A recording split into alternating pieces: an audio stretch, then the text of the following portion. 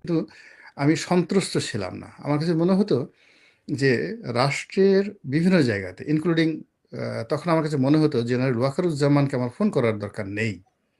সেনাবাহিনীর কাউকে ফোন করার দরকার নেই। ইভেন আইজি সাহেবকে আমার ফোন করার দরকার নেই। থানার ওসিকে ফোন করলেই আমার জন্য যেকোনো রেমিডিস পাওয়া সম্ভব। এটা ২০২৪ সনের আগস্ট মাসের ৫ তারিখ সকাল পর্যন্ত আমার এই ফিলিংসটা ছিল যে এই রাষ্ট্রে আমার যে গুরুত্ব রয়েছে এবং এই রাষ্ট্রের যে কাঠামো আছে সেই কাঠামোতে আমি যদি একজন ডিসিকে টেলিফোন করি, একজন ওসিকে টেলিফোন করি, টিওনোকে টেলিফোন করি অল ওভার দ্য কান্ট্রি, আমি নিজে উপকার পাবো এবং আমার কাছে যারা বিভিন্ন সময় সাহায্য সহযোগিতা করে চাইতে আসে, তো আমি তাদেরকে উপকার করতে পারবো এবং আমি করেছি হাজার হাজার ঘটনা। যেমন যেহেতু টকশো করি, সবাই জানে যে ওনার একটা পরিচিতি আছে। তো দেখা গেল যে পঞ্চগড়ের একজন অধিবাসী, তার একটা জমির সমস্যা, স্যার আপনি একটু টিওনো সাহেবকে বলে দেন।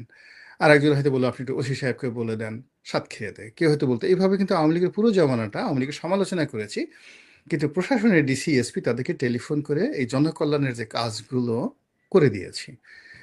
কিন্তু এই গত ১৭ মাসে কোনো একটা জায়গাতে মানে উল্টো প্রশাসনের ওসি ডিসি তারা টেলিফোন করে তারা সাহায্য চান, তারা অসহায় হয়ে যান, মজলুম হয়ে গেছেন।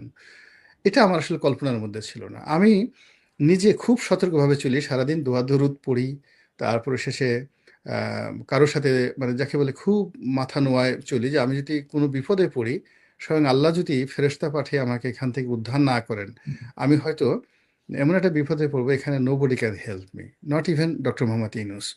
ডক্টর মোহাম্মদ ইউনূস, জেনারেল ওয়াকারুজ্জামান কেউ আমাকে হেল্প করতে পারবেন না। মানে চিফ জাস্টিস আমাকে হেল্প করতে পারবেন না। ডিসিএসপি তো প্রশ্নই আসে না। আইজি সাহেব, তিনি এখন আইজি সাহেব নিজে গালাগালি খেয়ে বেকারার হয়ে গেছেন। তারপরে ওয়াকার সাহেব তো আমার কাছে মনে হচ্ছে বাংলাদেশের এই মুহূর্তে সবচেয়ে মজলুম ব্যক্তি।